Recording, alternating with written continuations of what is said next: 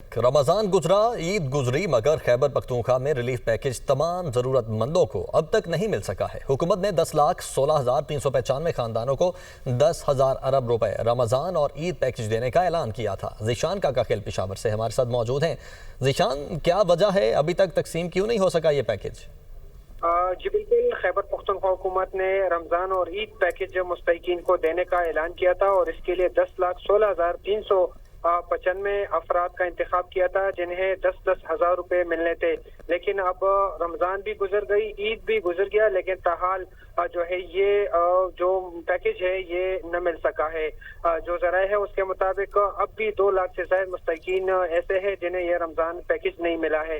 اس میں متعدد وجوہات ہے، یا تو شناختی کارڈ میں بتایا جا رہا ہے کوئی مسئلہ ہے، یا پھر نام میں، اور یا پھر بایو میٹرک میں، لیکن ذرائع کے مطابق جو بھی مسئلہ ہے یہ ظاہر کر رہا ہے کہ ناقص منصوبہ بندی تھی۔ یہی وجہ ہے کہ تاحال جو مستحقین ہیں وہ رمضان پیکج سے محروم ہے۔ اس حوالے سے جب ہم نے وزیر برائے سماجی بہبود سے رابطہ کیا، سید قاسم علی شاہ سے، تو انہوں نے کہا کہ اب تک 8 لاکھ سے زائد جو مستحقین ہیں انہیں پیکج دیا گیا ہے، اور مزید جن کا پیکج رہتا ہے تو اس پر بھی کام جاری ہے، اور وہ بہت جلد جو ہے انہیں مل جائے گا۔